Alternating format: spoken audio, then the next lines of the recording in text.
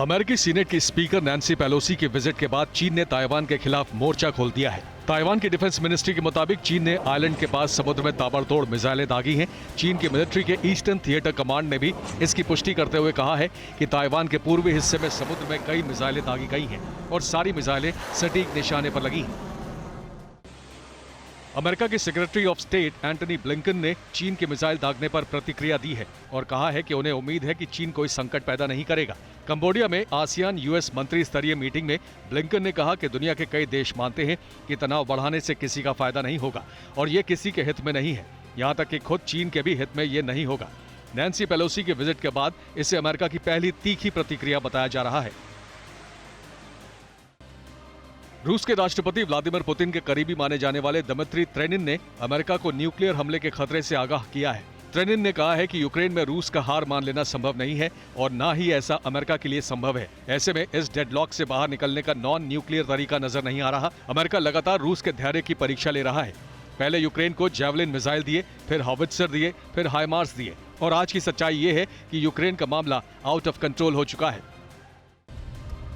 Kharkiv का साल्तिव का शहर भूतों के घर जैसा नजर आने लगा है।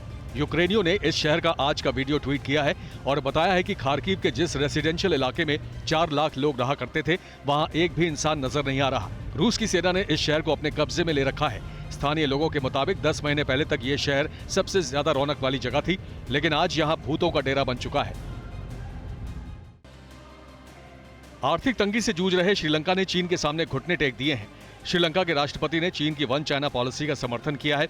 ये अमेरिकी हाउस ऑफ रिप्रेजेंटेटिव की ताइवान यात्रा के बाद श्रीलंका का बड़ा बयान माना जा रहा है। पेलोसी की यात्रा के बाद चीन ताइवान को घेरने की कोशिश में है और श्रीलंका का ये कदम उसी का एक हिस्सा माना जा रहा है।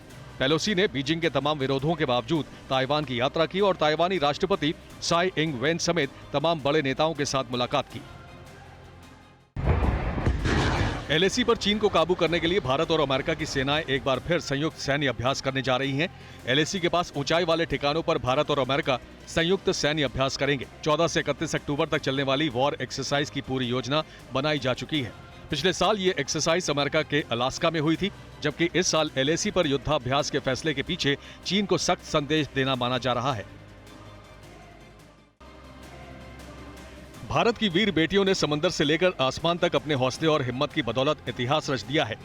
पोरबंदर में तैनात एयर स्क्वाड्रन INS 314 की 5 महिला अफसरों के ऑल विमेन क्रू ने उत्तरी अरब सागर में निगरानी मिशन पूरी कामयाबी के साथ पूरा किया है। इस मिशन की कमांडर थी लेफ्टिनेंट कमांडर आंचल शर्मा और पायलट थी लेफ्टिनेंट शिवांगी और लेफ्टिनेंट अपूर्वा गीते। माना जा रहा है कि इनकी ये कामयाबी दूसरे पायलट्स के लिए भी आगे बढ़ने के रास्ते खोलेगा। दुनिया में बढ़ते जंगी जुनून के बीच ज्वालामुखी के तौर पर कुदरत का भीषण कहर भी टूटा है।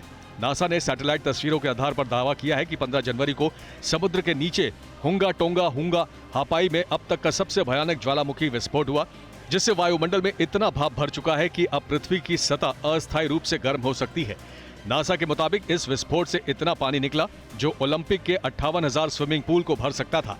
धरती पर संकट की इस तस्वीर ने वैज्ञानिकों को अलर्ट कर दिया है। पूरी दुनिया में बाढ़ और बारिश का दायरा बढ़ता जा रहा है। जापान में बाढ़ बारिश से हाहाकार मचा हुआ है। कई दिनों से हो रही मूसलाधार बारिश की वजह से सड़कों पर सैलाब आ गया है। घर गाड़ियां पानी में डूबे हैं तो जरूरी सामानों की सप्लाई भी पूरी तरह ठप पड़ गई है। प्रशासन करीब 2 लाख लोगों को रेस्क्यू कर चुका है, जबकि अमेरिका के कैलिफोर्निया में आग के बाद बाढ़ ने रौद्र रूप दिखाना शुरू कर दिया है। आग पर काबू पाने के लिए जंगलों की तरफ जा रहे फायर फाइटर्स भी सैलाब में फंस गए।